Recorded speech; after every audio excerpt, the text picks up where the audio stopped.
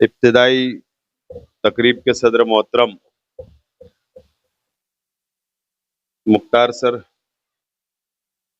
मंच पे तशरीफ फरमा असलम अंसारी साहब, रियाज मेमन साहब, अफरोज भाई, आसिफ आसिफ भाई, रफीक खजूरवाला साहब, परवेज भाई, मेरे सामने तशरीफ फरमा अजबा सोसाइटी के तमाम अरकान, मोहल्ले के तमाम जिम्मेदार, पास में बैठी मेरी माँ और बहनें, सबसे पहले मैं मेरी जानिब से अजबा सोसाइटी के तमाम ही सदर और अरकान को मुबारकबाद पेश करता हूं। और मुबारकबाद इसलिए मैं पेश करना चाहता हूं कि जिस इलाके के अंदर आज इंग्लिश स्कूल का इफ्तिदा हो रहा है, स्कूल शुरू की जा रही है, मैं इसके लिए मुबारकबाद। शहर का मुज़ाफ़ात का इलाका है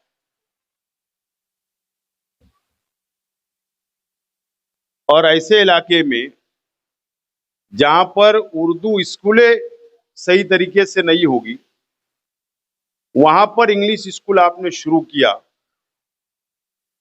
मैं इसके लिए आपको मुबारकबाद पेश करता हूं।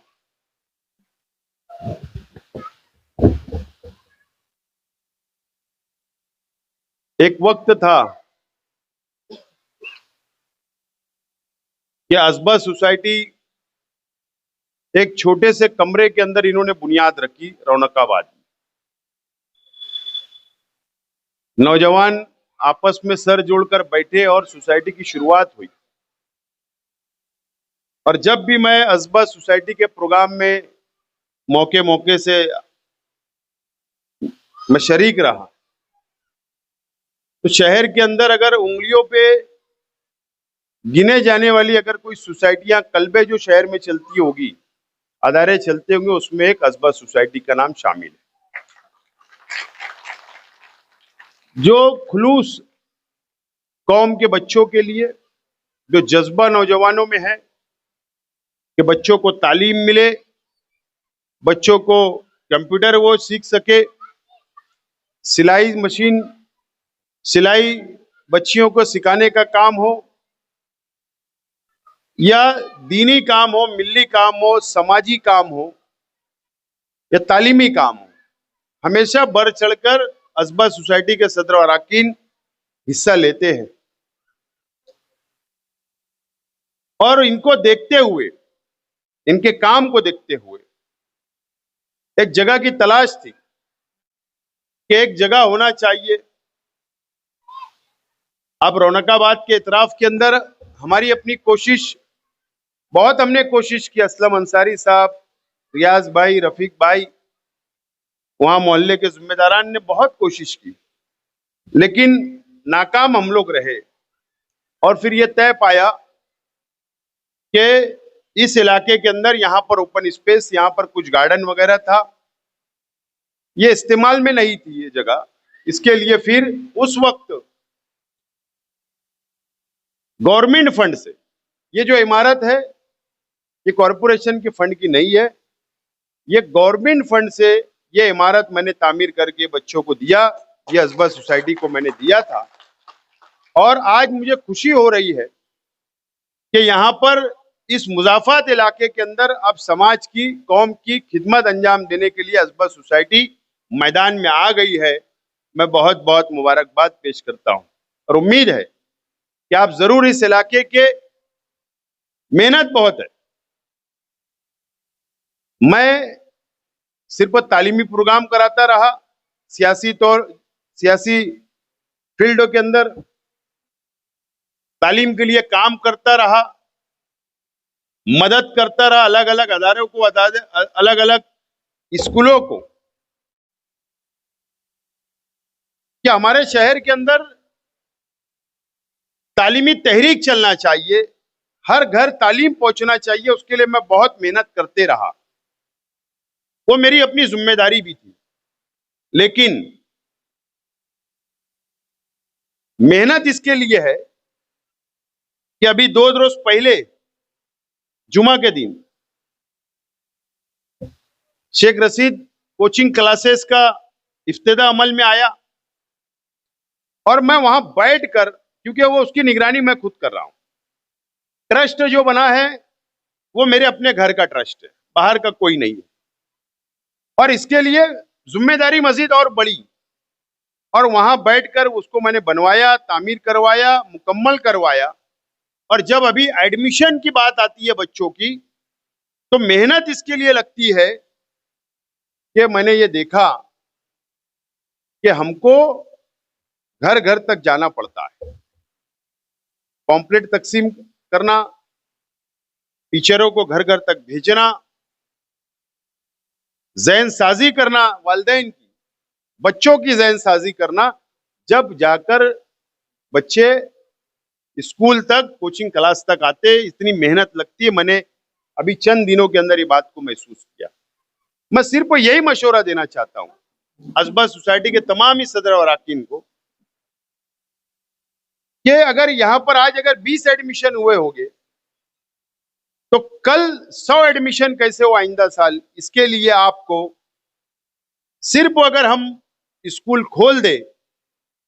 और एडमिशन चले आएंगे तो ऐसा नहीं है,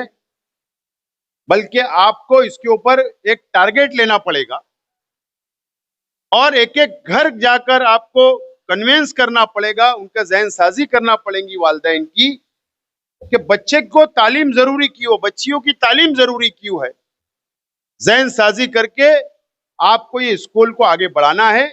और जब जाकर हमारे बच्चों के अंदर तालीम आएगी, उनका एजुकेशन मुकम्मल होगा, और जब वो तैयार होंगे तो जब हमारी कौम की तरक्की होगी, तालीम के बिना हमारी कौम कभी तरक्की नहीं कर सकती। ये उतना ही कड़वा सच है।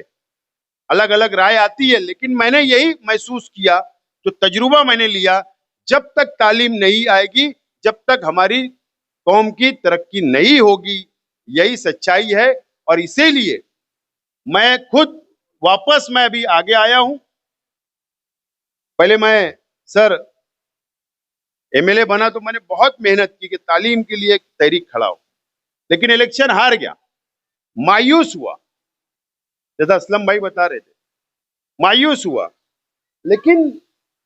उसके बाद खामोश भी रहा कुछ साल तक, लेकिन उसके बाद फिर मैंने महसूस किया कि ये जो मुल्क के हालात बन रहे हैं, जो रियासत के हालात बन रहे हैं, जिस तरीके से फिरका परस्ती बढ़ रही है, जिस तरीके से गवर्नमेंट में फिरका परस्ती बढ़ रही है, जिस तरीके से कौम को रोकने का काम किया जा रहा है, तो हम कैसे जीतेंगे। कंपटीशन का दौर है, मुकाबला है, तो कैसे जीतेंगे। हम कोई तलवार, बंदूक या डंडा लेकर उनसे जंग लड़कर नहीं जीत सकते। अगर जीतना है तो इस मुल्क में रहकर, इस मुल्क के संविधान के तहत हम लोगों को तालीम लेकर, कलम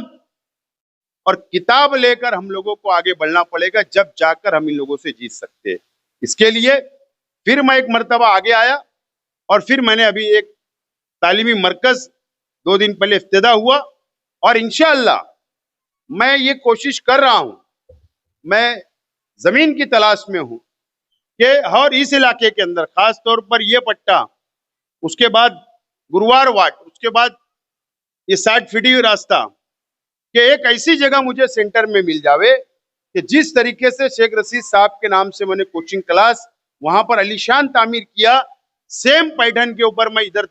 शुरू करना चाहता हूं, ताकि बच्चों को तालीम अच्छे ढंग से मिल सके। मेरी अपनी कोशिश है। बहरहाल मिलजुल कर हम लोगों को काम करना पड़ेगा, समझदारी से काम करना पड़ेगा। अगर अदारे पीछे होते हैं, आज आप एक पौधा लगा रहे हो, ये बड़ा होगा, फलदार होगा, उसके बाद मैनेजमेंट में झगड़ा होगा। मैं जो देख रहा हूं ऐसी है ना सर, अभी तो कोई नहीं आएगा हाथ लगाने,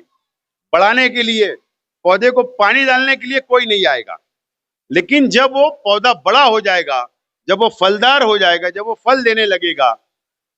जब वो साया देने लगेगा, तो फिर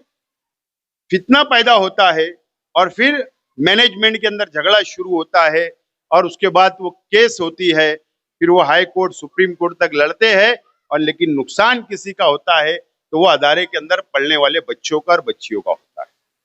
तो इसके अंदर भड़काने वाले, कंपटीशन लगाने वाले, लड़ाई लगाने वाले भी लोग से आपको होशियार रहने की जरूरत है आइंदा, क्योंकि अभी आप शुरुआत करें, जब धीरे धीरे जब आगे बढ़ेंगे, तरक्की करेंगे तो बातें आपके सामने आएंगी, तजुर्बा आपको जरूर मिलेगा। बहरहाल मैं आपको मुबारकबाद पेश करता हूं और एक अपील करता हूं